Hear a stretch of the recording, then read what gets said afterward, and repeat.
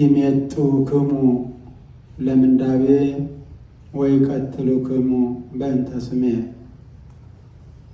በማቴዎስ ወንጌል ምዕራፍ 10 ላይ የምናገኘው ኃይለ ቃል ነው። በዚያን ጊዜ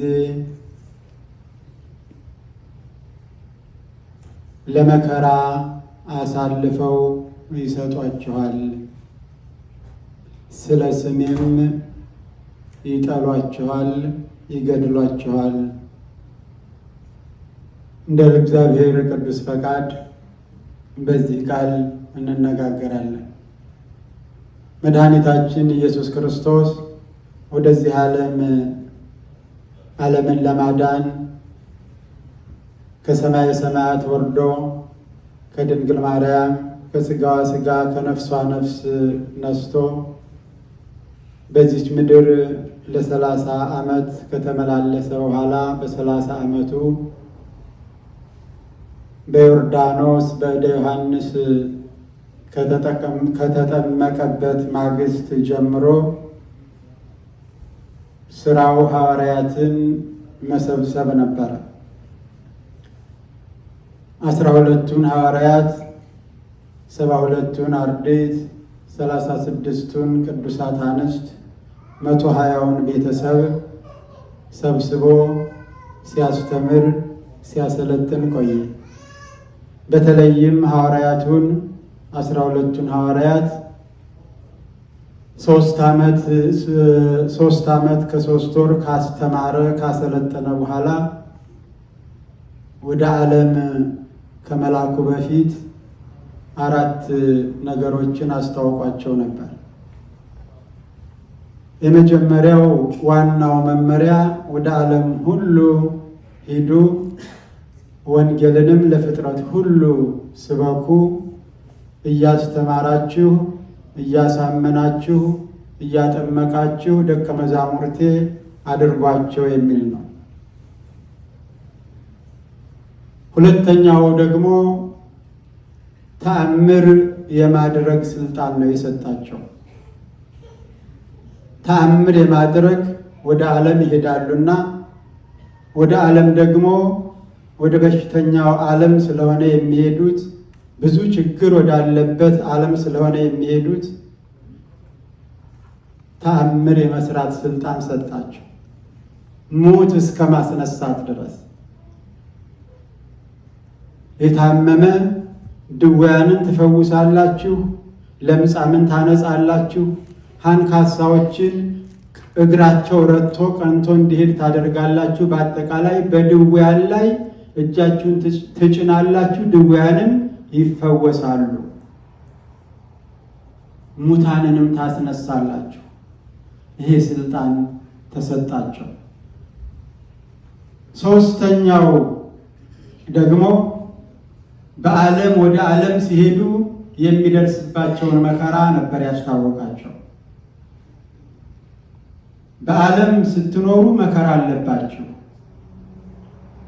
ስለ ስሜ አሁን በርዕሱ እንደገለጽ ነው፣ ስለ ስሜ የተጠላችሁ ትሆናላችሁ፣ ትገረፋላችሁ፣ ትታሰራላችሁ፣ ትገደላላችሁ። ይሄ መመሪያ ተሰጥቷቸዋል። በመጨረሻ ደግሞ ወደዚህ ዓለም ስትሄዱ ምንም ነገር እንዳትይዙ፣ ባዶ እጃችሁን ነው የምትሄዱት። ስንቅ እንዳትይዙ፣ ወርቅ ብር እንዳትይዙ፣ ምርኩዝም እንዳትይዙ፣ ጫማም እንዳይኖራችሁ፣ ባዶ እጃችሁን ነው የምትሄዱት። እንግዲህ ከባድ ወደ ዓለም ነው የሚላኩት፣ ወደማያውቁት ሕዝብ ነው የሚላኩት። ነገር ግን ባዶ እጃቸውን እንዲሄዱ አደረገ። በእርሱ ፋንታ ምን ይዛችሁ ሂዱ? ስሙን ብቻ ይዘው እንዲሄዱ አዘዛቸው። ቅድም ወጣቶች ሲዘምሩት ነበር፣ ስሙን ብቻ ይዘው ዞሩ ይላል። ይህንን ስም ይዘው ሄዱ። ስሙ የተለየ ነው። ስሙ ቅዱስ ነው። የእግዚአብሔር ስም ከሌሎች ስሞች የተለየ ስለሆነ ይህን ሁሉ ኃላፊነት ተቀብለው የያዙት መሳሪያ ግን የእግዚአብሔር ስም ብቻ ነበረ። በዚህ በእግዚአብሔር ስም ብዙ ስራ ሰርተዋል። ይህንን የእግዚአብሔር ስም ተሸክመው ዞሩ። በሐዋርያት ሥራ ምዕራፍ 9 ቁጥር 15 ላይ ለሐናንያ ለሚባል ሰው መድኃኒታችን ኢየሱስ ክርስቶስ ስለ ቅዱስ ጳውሎስ ሲነግረው በነገሥታትና በአሕዛብ ፊት ስሜን ተሸክሞ የሚሄድ ምርጥ ዕቃዬ ነው፣ ስለዚህ አስተምረው ብሎ ለሐናንያ ነግሮት ነበር። ቅዱስ ጳውሎስ ምን ተሸክሞ የሚሄድ? ስሙን ተሸክሞ የሚሄድ። ይሄ ቃል ለቅዱስ ጳውሎስ ብቻ የሚሰራ አይደለም። ለሁሉም ሐዋርያት ስሙን ተሸክመው ነው የዞሩት። ይሄ ስም የተለየ ስም ነው። የእግዚአብሔር ስም በ10ቱ ትእዛዛት ተቀምጧል። የእግዚአብሔርን ስም በከንቱ አታንሳ፣ ምክንያቱም እንደሌላው ተራ ስም ስላልሆነ። ይሄንን ስም ይዘው ነው የሄዱት። በዚህ ስም ብዙ ስራ ሰርተዋል። ሐዋርያው ቅዱስ ጳውሎስ በሚያስተምርበት ጊዜ የእግዚአብሔርን ስም እንግዲህ ድውያንን የሚፈውሱት በማን ስም ነው? በእግዚአብሔር ስም፣ በጌታ በኢየሱስ ክርስቶስ ስም ውጣ ይሉት ነበረ፣ ያስወጡት ነበረ። ድንቅ ስራ ይሰሩ ነበረ። ዓለምን ነውና የሚያስተምሩት። ዓለም ደግሞ ተአምራትንም ስለሚፈልግ በስሙ ተአምራት ያደርጉ ነበረ። ቅዱስ ጳውሎስ በሐዋርያት ሥራ ምዕራፍ 13 ቁጥር 7 ላይ በርያሱስ የሚባል አንድ ጠንቋይ ነበረ ይላል። ጠንቋይ ማለት እንግዲህ ሰው ኃጢአት ይሰራል። ሰው ኃጢአት ሲሰራ ራሱን ብቻ ነው የሚጎዳው። ጠንቋዮች ግን ብዙዎችን ነው የሚያጠፉት። ጠንቋዮች ማለት ሰዎች ወደ እግዚአብሔር እንዳይሄዱ የሚከላከሉ የእግዚአብሔር ጠላቶች ማለት ነው። በሰው ላይ ጠንቅ የሚውሉ ማለት ነው። ስማቸው ከጠንቅ ጋር የተያያዘ ነው። በዘመኑ ሰርግዮስ ጳውሎስ የሚባል አገረ ገዥ ነበረ። ያ አገረ ገዥ ስለ እግዚአብሔር ሲሰማ ወሬ ይሰማ ነበረ። ሐዋርያት ሲያስተምሩ በሱ ግዛት ቅዱስ ጳውሎስና በርናባስ ያስተምሩ ነበረ። እስኪ እነዚህን ሰዎች አምጡልኝ አለ። እንግዲህ አገረ ገዥ ስለሆነ ያሉትም በሱ ግዛት ስለሆነ አስጠራቸው። ሲመጡ ስለምታስተምሩት ስለ እግዚአብሔር ንገሩኝ አለ። ማስተማር ጀመረ ቅዱስ ጳውሎስ። ያ ጠንቋይ በርያሱስ የሚባለው ሰው ግን ከስሩ ሆኖ ይከላከል ጀመር። እነዚህ ሐሰተኞች ናቸው፣ የሚናገሩት ሐሰት ነው፣ ትክክል አይደለም እያለ ይከላከል ጀመር። በዚህ ጊዜ ቅዱስ ጳውሎስ ምን አደረገ? ምክንያቱም የሀገረ ገዡ ልብ ተከፈለ። ቅዱስ ጳውሎስን ይስማ ወይስ ያንን ጠንቋይ ይስማ? ስለዚህ ጳውሎስ አንድ ስራ መስራት ነበረበት። መሳሪያውን አወጣ። ምንድነው መሳሪያው? የእግዚአብሔር ስም። እግዚአብሔር ምርኩዛችሁን ትታችሁ ሂዱ፣ ጫማችሁን ትታችሁ ሂዱ፣ ስንቅ አትያዙ ሲል ሁሉም ነገር ለነሱ ሁሉ ነገራቸው የእግዚአብሔር ስም ስለሆነ ነው። በዛን ጊዜ አንተ የዲያብሎስ ልጅ የእግዚአብሔርን ቃል ከማጣመም እስከ መቼ ነው የማታርፈው? አሁንስ እግዚአብሔር በስሙ ስራ ይሰራል። ከዚህ ሰዓት ጀምሮ አይነ ስውር፣ ከዚህ በኋላ ፀሐይን አታያትም አለው። በዚህ ሰዓት አይኑ ታወረ። በቃሉ ነው የተናገረው። ምንም ያደረገው ነገር የለም። ያ ሀገረ ገዥ ሌላ ትምህርት አላስፈለገው። ወዲያውኑ በእግዚአብሔር አመነ። ይሄ ድንቅ ተአምር ነው። ይሄ ተግሳጽ ነው። የእግዚአብሔር ስም ለተግሳጽም ይሆናል፣ ለመልካም ነገርም ይሆናል። በሐዋርያት ሥራ ምዕራፍ 14 ቁጥር 8 ላይ ደግሞ አንድ ከተወለደ ጊዜ ጀምሮ ገና ሲወለድ ጀምሮ ሽባ የነበረ ሰው ነበር ይላል። ያ ሽባ ሰው ተራምዶ አያውቅም። ሰዎች ሲሄዱ ያያል እንጂ እሱ ሄዱ አያውቅም። ነገር ግን እዛ ቁጭ ብሎ ቤተ መቅደስ አካባቢ ቅዱስ ጳውሎስ የሚያስተምረውን ቃል ይሰማ ነበረ። በዚህ ጊዜ ቅዱስ ጳውሎስ ተመለከተው፣ አየው። ሲያየው ምንድነው የተመለከተው? ቅዱስ ቃሉን ስናነበው የሚደንቅ እይታ ነው ያየው ሐዋርያው። ያ በሽተኛ እንደሚድን ፍጹም እምነት እንዳለው ቅዱስ ጳውሎስ ተመለከተ። ጳውሎስ የማንን እምነት ተመለከተ? የዛን በሽተኛ እምነት ተመለከተ።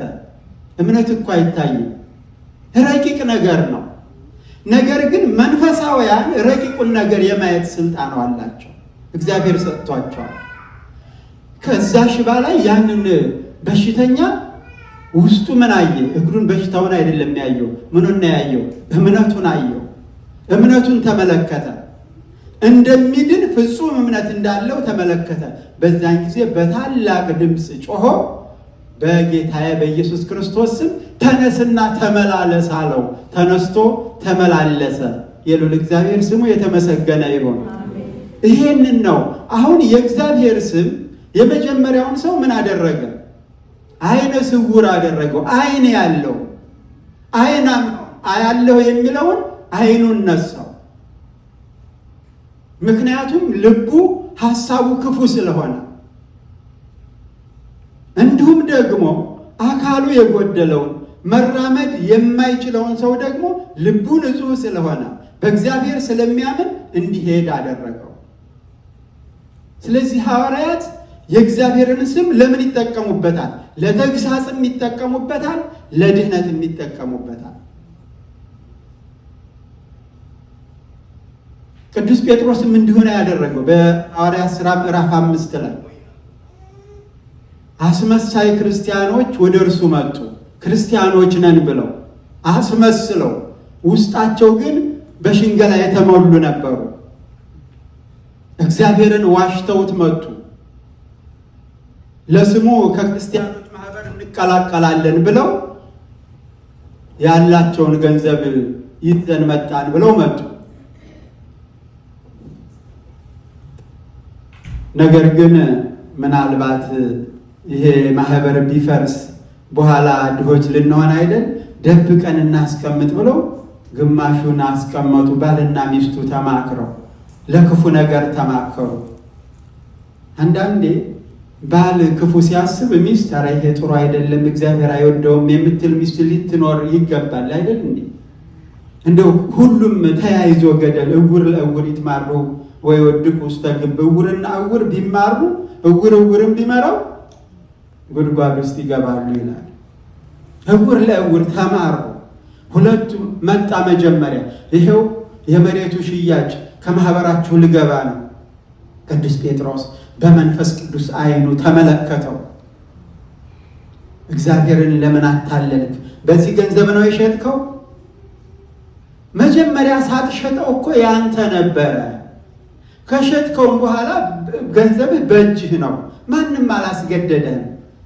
ይህ ከሳሳህ መውሰድ ትችል ነበረ። ስለዚህ አንተ እግዚአብሔርን አታለሃል፣ በስሙ ቀልደህበታል አለው። ወዲያውኑ ይህን ቃል ሲናገር ምን ሆነ? ሐናንያ ሞተ፣ መሬት ላይ ወደቀ። ሀገር ሰላም ነው ብላ ሚስቱም ስትገባ ባሏን ወስደውታል። ያንኑ የባሏን ቃል ደገመችው ለጴጥሮስ። ምን አላት ቅዱስ ጴጥሮስ? ባልሽን የወሰዱት ውጭ አሉ ይመጡልሻል ሲላት እሷም ወደቀችና ሞተች ይላል የሐዋርያት ሥራ ምዕራፍ 5 ላይ ስናነበው። ይህን የሚያደርጉት እነማን ናቸው? እነ ቅዱስ ጴጥሮስ እነ ቅዱስ ጳውሎስ። ከማን ተሰጣቸው? ከእግዚአብሔር። ባዶ እጃቸውን ሂዱ። ጦር መሳሪያ ቢያስታጥቃቸው እንዲህ አይነት ስራ መስራት ይችሉ ነበር? አይችሉ። ከምንም በላይ ከጦር መሳሪያ በላይ ከስንቅ በላይ የእግዚአብሔር ስም የተከበረ ነው። ከምንም በላይ ነው። ለምን ምጽዋት የሚሰጡት የእግዚአብሔርን ስም ነው። የሚገርመው ቅዱስ ጳውሎስ እና ቅዱስ ዮሐንስ ወደ ቤተ መቅደስ ሲሄዱ በር ላይ አንድ በሽተኛ እግሩ መራመድ የማይችል ሰው ቁጭ ብሎ ስለ እግዚአብሔር እያለ ገንዘብ ይለምናቸው ነበር። ቅዱስ ጴጥሮስ ያለኝን እሰጥሃለሁ አለው። ወርቅና ብር የለኝም፣ ኪሴ ባዶ ነው፣ ግን ያለኝን እሰጥሃለሁ። ምንድን ነው ያለው? እግዚአብሔር ነው ያለው። የእግዚአብሔር ስም ነው ያለው። ስለዚህ በጌታ በኢየሱስ ክርስቶስ ስም ተነሳና ተመላለስ። ለማኝ የሆነው እኮ በሽተኛ ስለሆነ ነው፣ ጤና ስላጣ ነው። ይሄ ሰው አያገኝም እንጂ ከሰው ለምኖ አያገኘውም እንጂ መለመን የነበረበት ጤና ነበረ። ግን ሰው ይህን ሊሰጠው አይችልም፣ ከሰው ሊያገኘው አይችልም። ስለዚህ ከሰው ስለማያገኝ ተስፋ ቆርጦ ከሰው ሊያገኘው የሚችለውን ሽርፍራፊ ሳንቲም እየለመነ ሕይወቱ አድርጎ ይኖር ነበር። ዛሬ ግን ሕይወቱን የሚቀይሩ የኢየሱስ ክርስቶስ መልእክተኞች መጡለት። ያለኝን እሰጥሃለሁ። ይሄ በሽተኛ የሚያስፈልገው ጤና ነው። የሚለምነው በጣም ትንሽ ነገር ነበር።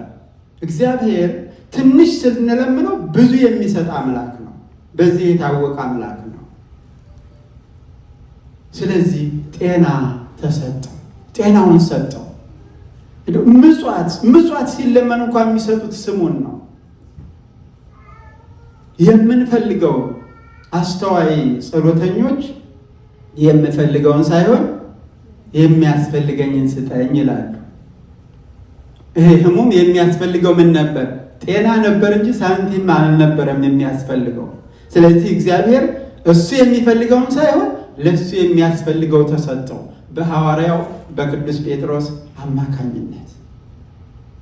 ይህ ስጦታ ነው የተሰጣቸው። እነ ቅዱስ ጴጥሮስ ሐዋርያቱ በሙሉ ከሐዋርያት በኋላ ያሉ ቅዱሳን በሙሉ ዛሬም ያሉ ቅዱሳን በሙሉ ማንን ነው የያዙት? እግዚአብሔርን ነው የያዙት። የእግዚአብሔርን ስም ተሸክመው ነው የሚዞሩት። ሐዋርያቱ ይህንን ስም ይዘው ዞሩ፣ ሲጠቀሙበት ኖሩ። ለምን? መጀመሪያ አድርጉ የተባሉት 4 ነገሮች አሉ።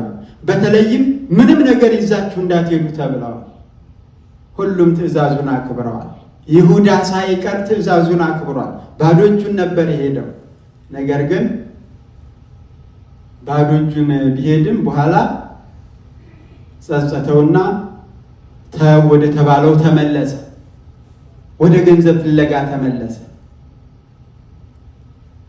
በዘመናችን ብዙ ችግሮች አሉ።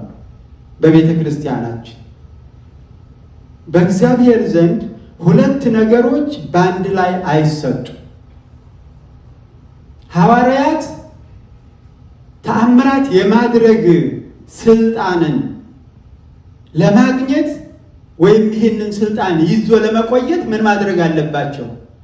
ምንም ነገር አትያዙ የሚለውን ማክበር አለባቸው። እዚህ ጋር ገንዘብ ፈልጎ እዚህ ጋር ደግሞ ፈውስ አይገኝም።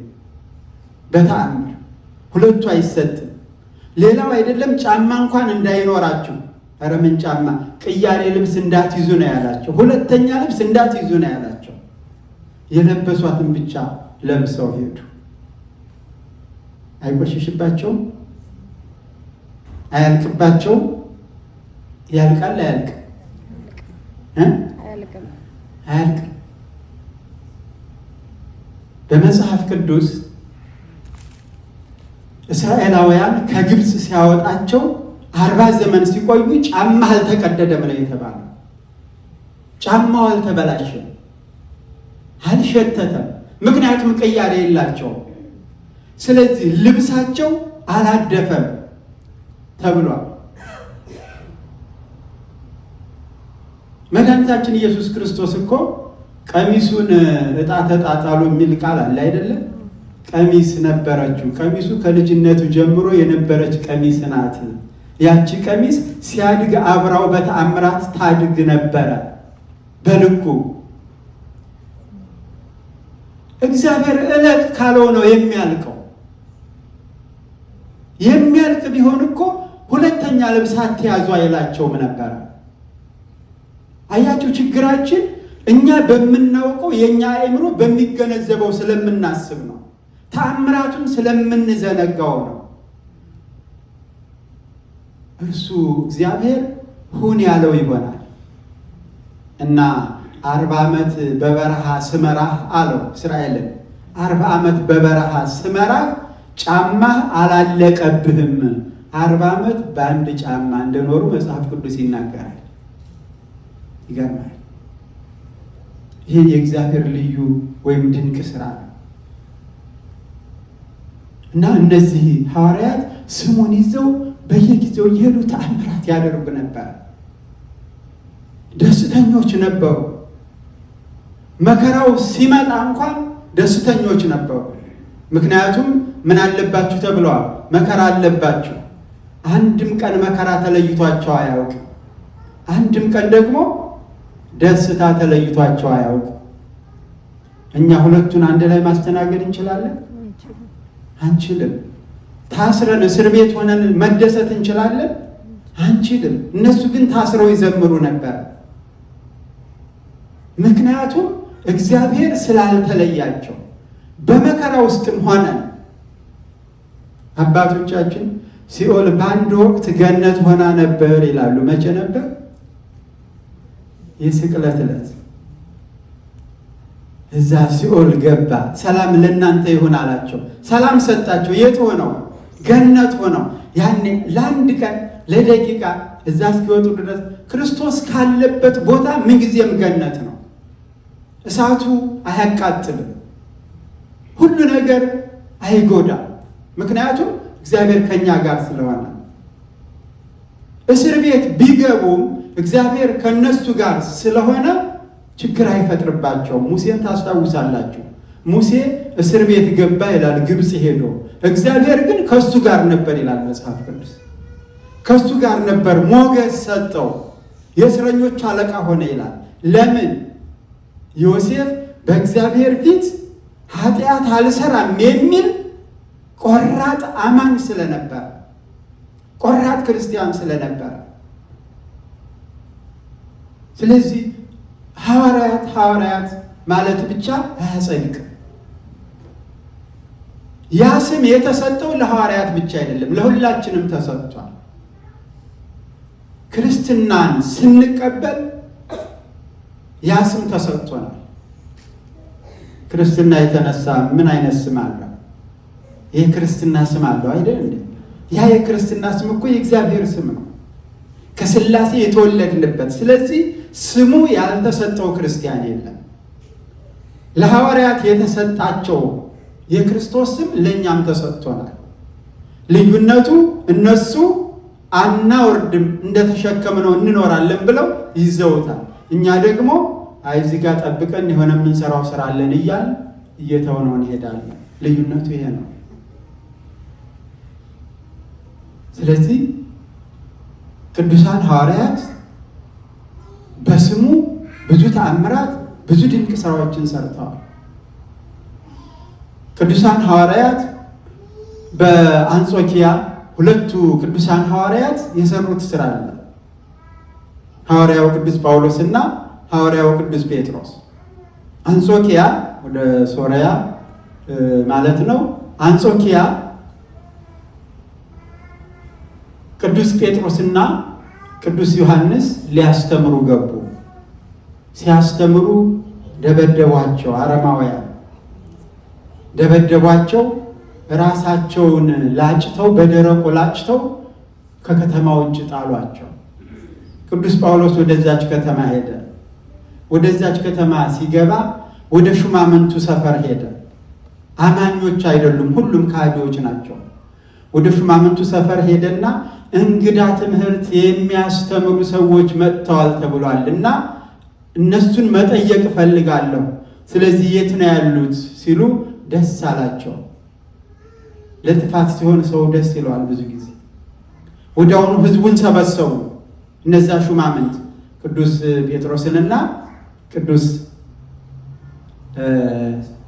ዮሐንስን አስጠሯቸው። ቅዱስ ጳውሎስ ብዙ አንገላታቸው፣ ብዙ ተናገራቸው። ምክንያቱም ሹማምንቱ ማመን ስላለባቸው። መድኃኒታችን ኢየሱስ ክርስቶስ ሲልካቸው አንድ የተናገራቸው ሌላ ቃልም አለ። ኩኑ ጠቢባነ ከመ ርግብ ወኩኑ ኩኑ ጠቢባነ ከመ አርዌ ምድር ወኩኑ የዋሃነ ከመ ርግብ፣ እንደ ርግብ የዋሆች እንደ እባብ ብልሆች ሁኑ፣ ጥበብ ተጠቀሙ ብሏቸው ስለነበር ቅዱስ ጳውሎስ ያን ጥበብ ተጠቅሟል። ቅዱስ ጳውሎስን ከላይ ከታች ተናገረው። አንዳንድ አባቶች ብዙ አይናገሩትም እንጂ በጥፊ መታው ይላል ቅዱስ ጳውሎስ። ምክንያቱም ይህ ይጎዳል፣ ዓላማቸው ሌላ ነው። ቅዱስ ጴጥሮስ ግን አዘነ ይላል። ያዘነው በጥፊ ስለተመታ አይደለም። ተመየጥከኑ ጳውሎስ ሀበዘ ቀዳሚ ግብርከ፣ ጳውሎስ ወንድሜ ወደ ቀደመው ክርስቲያኖችን ወደ ማሳደድ ወደ ቀደመው ግብረ ተመለስክን ብሎ እጅግ አዘነ ቅዱስ ጴጥሮስ። አሁን አትቀባጥር፣ የምጠይቅህን ጥያቄ ብቻ መልሳለሁ። ምንድን ነው የምታስተምሩት ትምህርት? ስለ ኢየሱስ ክርስቶስ አስተማረ፣ ተናገረ በሕዝቡ ፊት። በዚህ ጊዜ እስኪ ምን ምልክት ልታሳዩ ትችላላችሁ? በስሙ ምን ልትሰሩ ትችላላችኋል? ምን እንድናደርግልህ ፈለግ? የንጉሱ ልጅ ከሞተ 3 ወሩ ነው፣ እሱን አስነሱት። ተንበርክከው ወደ ፈጣሪያቸው ይጸልዩ ጀመር ቅዱስ ጴጥሮስና ቅዱስ ዮሐንስ። ሲጸልዩ ያ ምውት ተነሳ። ተነስቶ ምን ብሎ መሰከረ?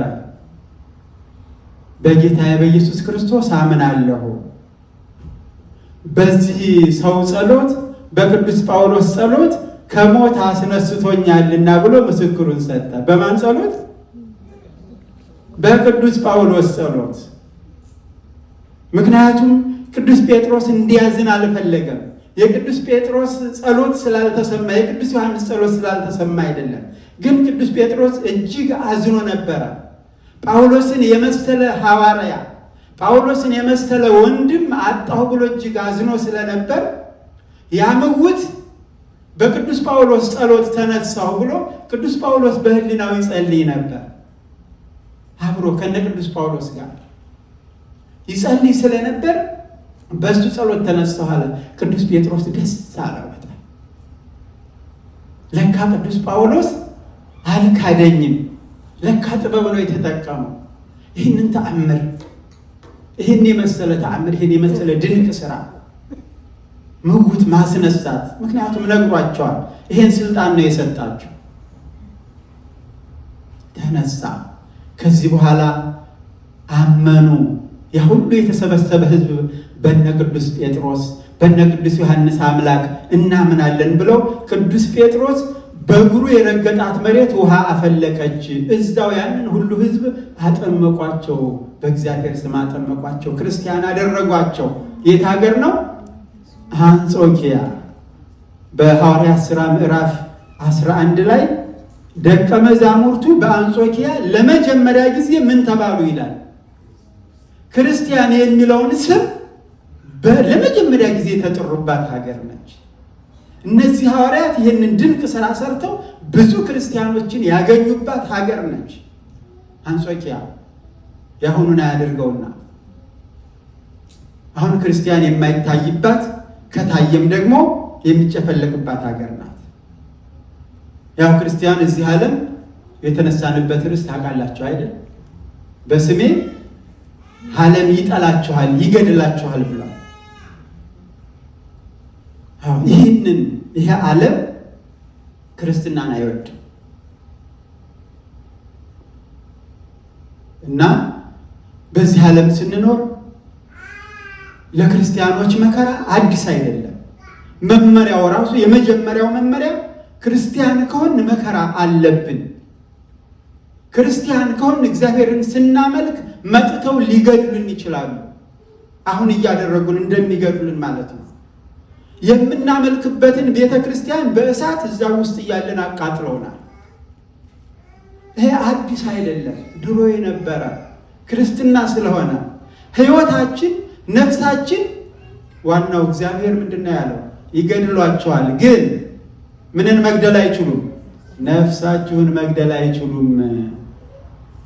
ይሄ የሥጋ መከራ ለጥቂት ጊዜ ነው።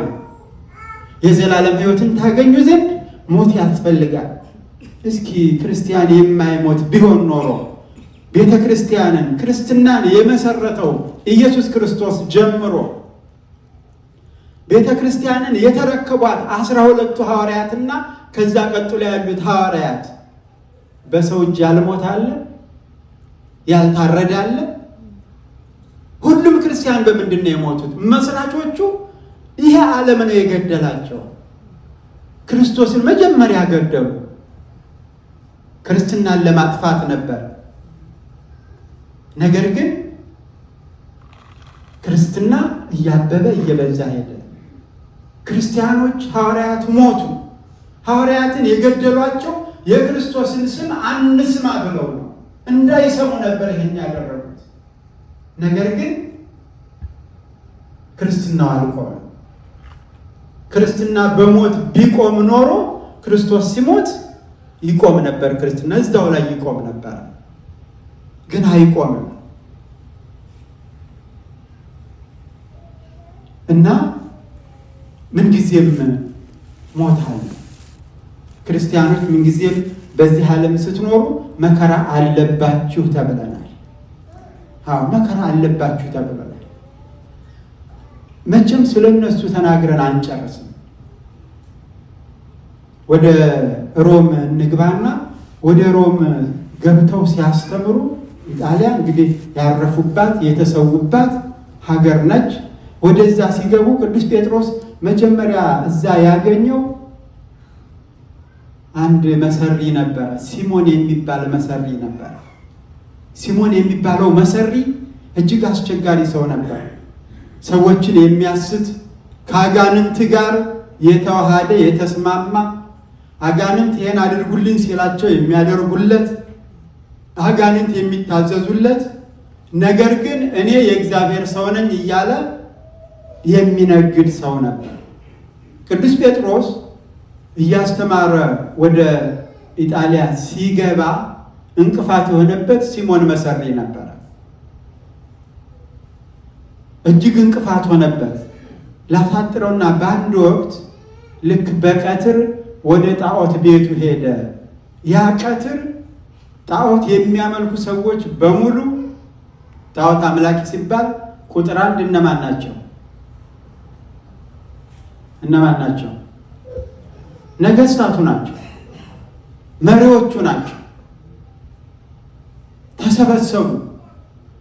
እዛ ይጸልይ ጀመረ። የሚጸልይ መስሎ ወደ ላይ ሲያነበንብ ቆየ እና ወደ ላይ ወጣ። አጋንንት ተሸክመውት ወደ ላይ ወጣ ይላል። ይሄ ነው አምላክ።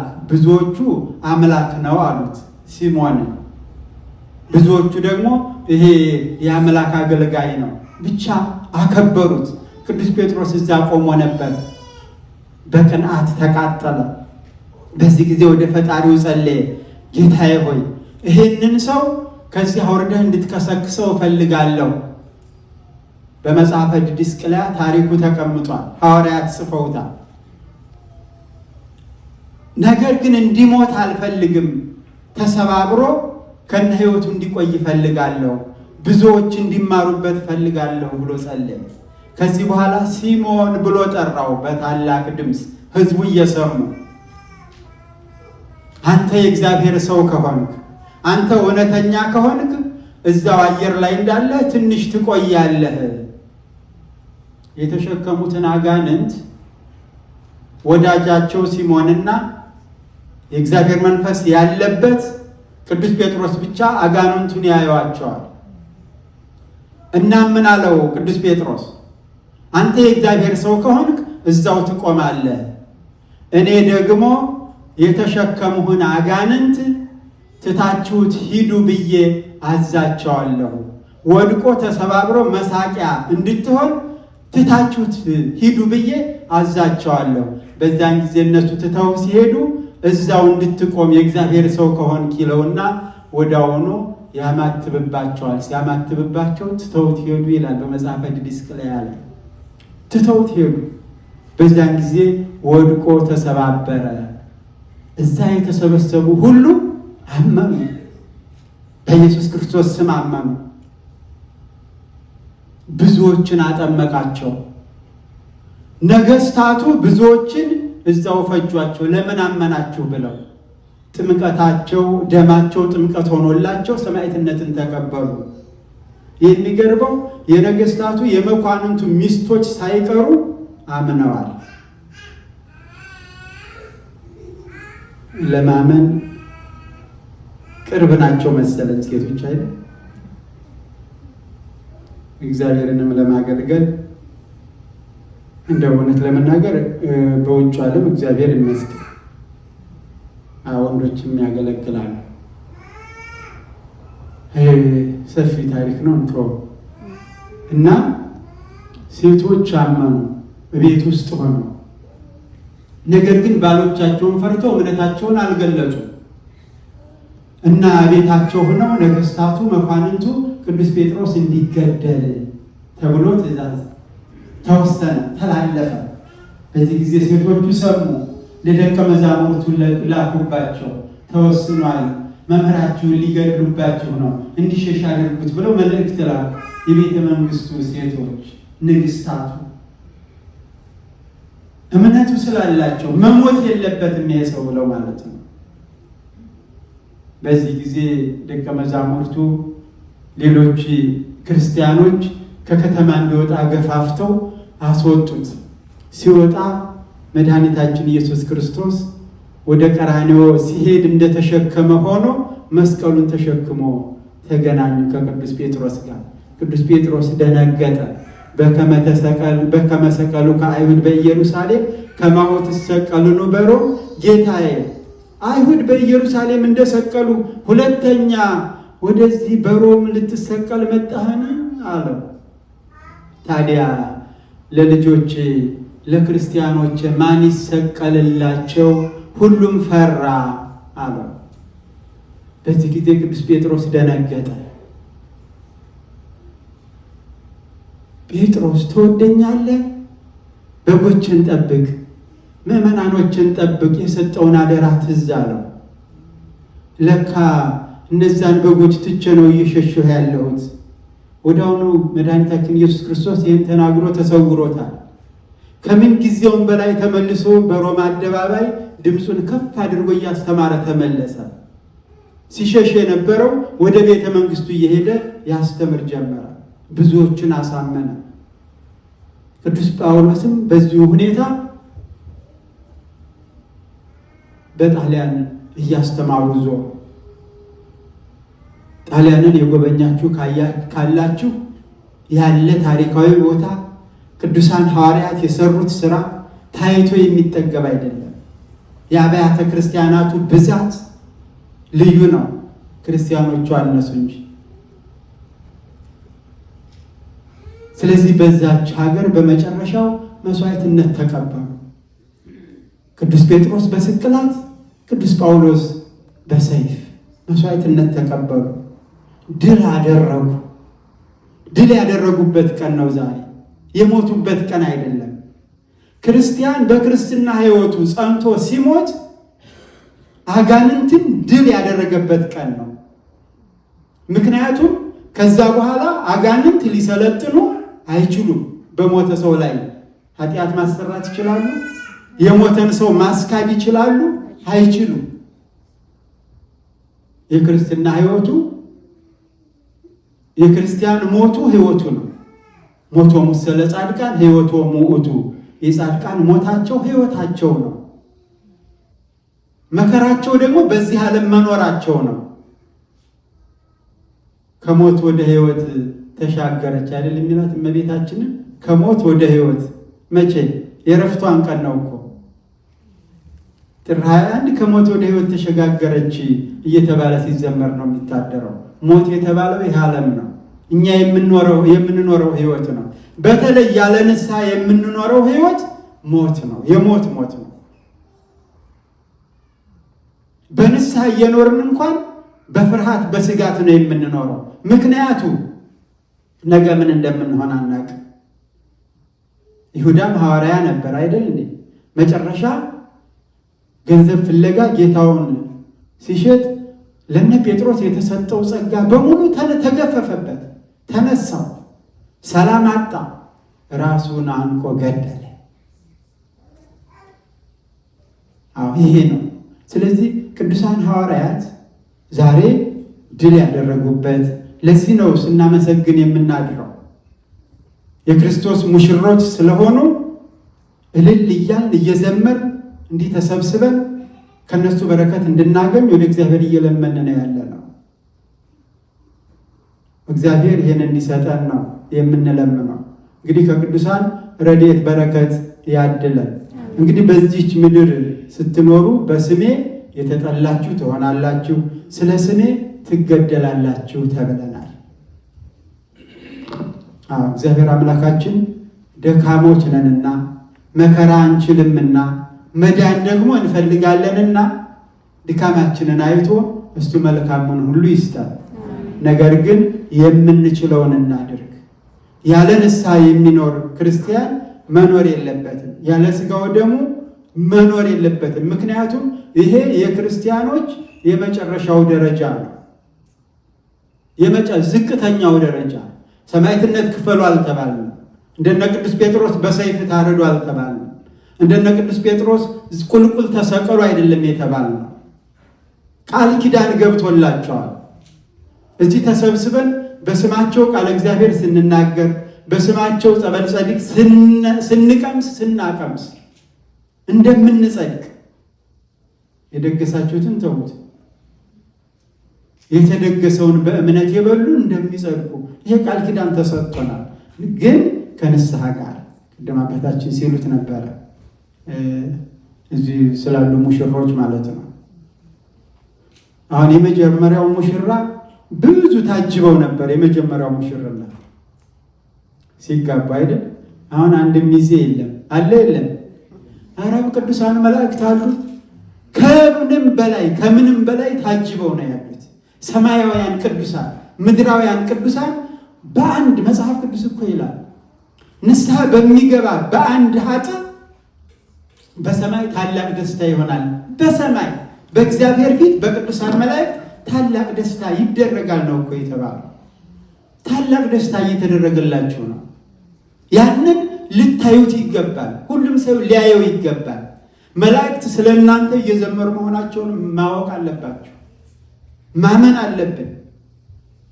ቢታየንማ ወረፋው መከራ ነበረ ለማቆራ የቅዱሳን መላእክት አጀብ ቢታይ ኖሮ ደስታቸው፣ ሽብሸባቸው፣ ንስሐ በመግባታችን ማየት ብንችል ኖሮ እንደው መቼ ነው ወረፋ ሊደርሰን የሚችለው? ለመቁረብ አይደርሰንም ነበር።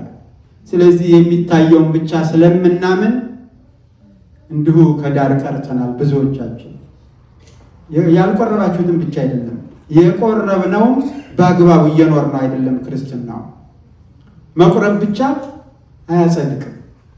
ክርስትናውን በአግባቡ መኖር ያስፈልጋል። ክፉ እየተናገር እግዚአብሔርን እያሰደብ አንቺ ብሎ ቆራቢ አንተ ብሎ ቆራቢ እየተባልን ከአንደበታችን በሚወጣው በምንሰራው ክፋት ቆራቢዎች ልንባል አይገባንም። እንደ ክርስቲያን ሆነን መኖር መቻል አለብን እና መከራውን መታገስ ያስፈልጋል። መከራ አለባችሁ ተብለናል አይደል? እንደው እስኪ ከወንድሞቻችን ከጓደኞቻችን ያለውን ጸብ እንኳን ያንን እንኳን መተው እንቻል። በዚች እንኳን እስኪ ትዕግስታችንን እናሳይና እግዚአብሔርን እናስደስተው። ይህችን መከራ ነች በአቅማችን አይደል? እንዴት ብዬ ከእሱ ጋርማ በተአምር አልታረቅም የሚል ክርስትና ካለ ክርስትና አይደለም። እና ይችንም እንደ መከራ እንውሰዳትና ትውት እናደርጋት። እግዚአብሔር በትንሹ ነገር ይመረናል። ያስተማረን የመከረን ለባህሪ እግዚአብሔር አምላካችን ስሙ የተመሰገነ ይሁን።